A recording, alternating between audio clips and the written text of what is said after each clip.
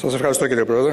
Κύριε Υπουργέ, κυρίες και κύριοι συνάδελφοι, θα ξεκινήσω την αναφορά μου σήμερα σε ένα θέμα το οποίο δεν σχετίζεται με το παρόν νομοσχέδιο και αυτό είναι κάτι το οποίο δεν το συνηθίζω, αλλά το χρέος είναι πάνω από τους τύπους. Καθώς σήμερα συμπληρώνουμε 28 χρόνια από την 31η Ιανουαρίου 1996.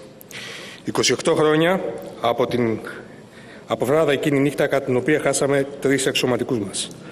3 άνδρες οι οποίοι θα αναγράψουν τα ονόματά τους στο μακρύ κατάλογο των ηρώων του έθνους. 28 χρόνια από την ένοπλη αμφισβήτηση της ελληνικής θαλάσσιας κυριαρχίας, η οποία για λόγους ωρεοποίησης ονομάστηκε κρίση των ημείων. Και για να το πω ευγενικά, γνωρίζοντας πως απευθύνομαι από το τμήμα της Βουλής, συνέτεινε στην αποθράνηση των Τούρκων στο Αιγαίο και στην Ανατολική Μεσόγειο.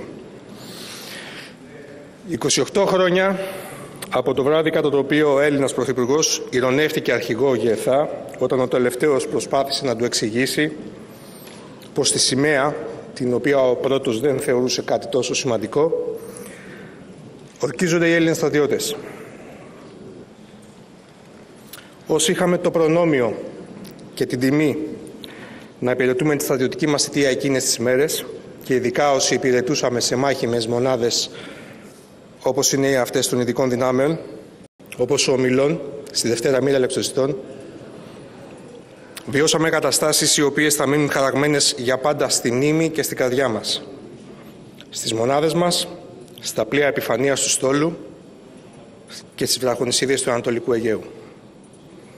Βιώσαμε στον υπέρτατο βαθμό αυτό που λέγεται ελληνικό φιλότιμο, αυταπάρνηση, περιφρόνηση στην κακουχία, περιφρόνηση πολλές φορές και στην ίδια τη ζωή, με ηθικό ακμεότατο από τον τελευταίο καταδρομέα μέχρι το διοικητή της κάθε μονάδας. Όλοι έτοιμοι να εκπληρώσουν τότε το εθνικό τους καθήκον απέναντι στον προαιώνιο εχθρό. Για την πατρίδα, για τις ειδικές δυνάμεις, για τις οικογένειες, για τους 3 αδερφούς οι οποίοι έπεσαν υπερασπιζόμενοι ένα κομμάτι υφάσματος και λίγα μέτρα γης, για τα οποία κάποτε όλοι οι Έλληνες στρατιώτες ορκιστήκαμε. Και αυτός ο όρκος, όπως ξέρετε κυρίες και κύριοι συνάδελφοι, δεν έχει ημερομηνία λήξης. Οι Καραθανάσης, Βλαχάκος, Γιαλοψός πέρασαν στο πάνθεον των ηρώων του έθνους. Όλοι οι απλοί Έλληνες θα τους θυμόμαστε και θα τους θυμούμε όπως αρμόζει υποκλεινόμενοι στο μεγαλείο της θυσίας τους.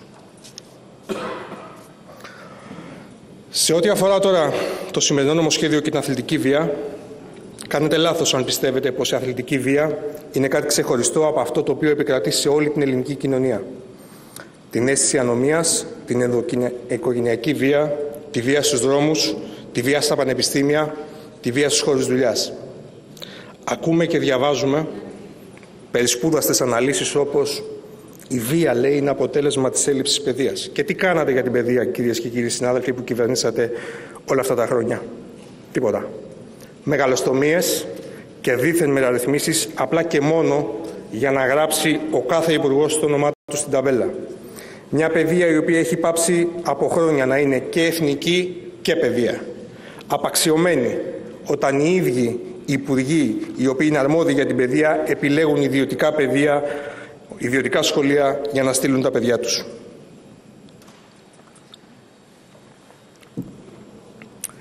Καταλαβαίνει εύκολα κάποιος πόσο δίθεν είναι όλες αυτές οι συζητήσεις τις οποίες κάνουμε για να αντιμετωπίσουμε κάθε θέμα στην πατρίδα μας, αρκεί να διαβάσει ή να δει ένα ρεπορτάζ σε μια οποιαδήποτε χώρα της Ευρωπαϊκής Ένωσης. Αγωνιζόμαστε, λέτε, να ανοίξουν τα γήπεδα στην Ελλάδα το 2024, όταν σε άλλες χώρες έχουν λύσει αυτό το πρόβλημα εδώ και πολλά χρόνια. Παραδείγματα. Δανία. Όσοι συμμετέχουν σε επεισόδια δεν ξαναμπαίνουν στο γήπεδο. Αγγλία. Όσοι Άγγλοι έχουν καταδικαστεί για χουλιγανισμό είτε στο εσωτερικό είτε στο εξωτερικό της χώρας δεν μπορούν να βγουν από τη χώρα. Δεν ξαναμπαίνουν στο γήπεδο και για ένα μεγάλο χρονικό διάστημα την ώρα των αγώνων βρίσκονται στο αστυνομικό τμήμα. Γαλλία. Ήδη από το Παγκόσμιο Πρωτάθλημα του 1998 επιτράπηκαν οι δια νόμου ομαδικές συλλήψεις οπαδών. Γερμανία. Η νομοθεσία της προσφέρει μια μεγάλη σειρά ποινών στους δικαστές, ανάμεσα στις οποίες και η κατάσχεση διαβατηρίων και αστυνομικών ταυτοτήτων. Ποιοι λόγοι, κύριοι, προκαλούν τη βία, το οικογενειακό περιβάλλον, το κοινωνικό περιβάλλον, τα μέσα μαζικής επικοινωνίας και φυσικά η φτώχεια. Κοινωνικά και οικονομικά προβλήματα, φτωχοποίηση, ακρίβεια, ανεργία, μισθή πείνας. Όπου όμως και από όπου και να το κοιτάξεις, βλέπεις πως αν δεν λύσουμε το θέμα της φτώχειας και της ακρίβειας που μαστίζει τα νοικοκυριά και που είναι ο ελέφαντας στο δωμάτιο, δεν θα λύσουμε κανένα θέμα.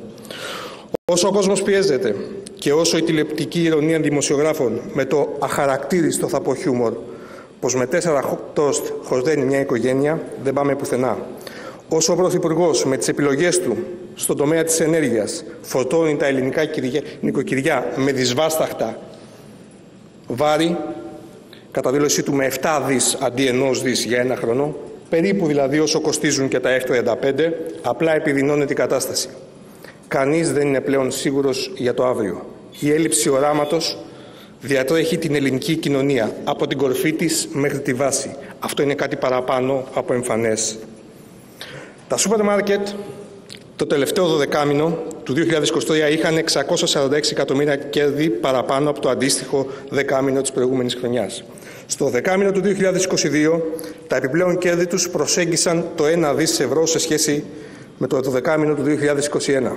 Οι τράπεζες έχουν κερδίσει 7,5 δις ευρώ, με τα 3 δισεκατομμύρια να προέρχονται από επιπλέον χρεώσεις.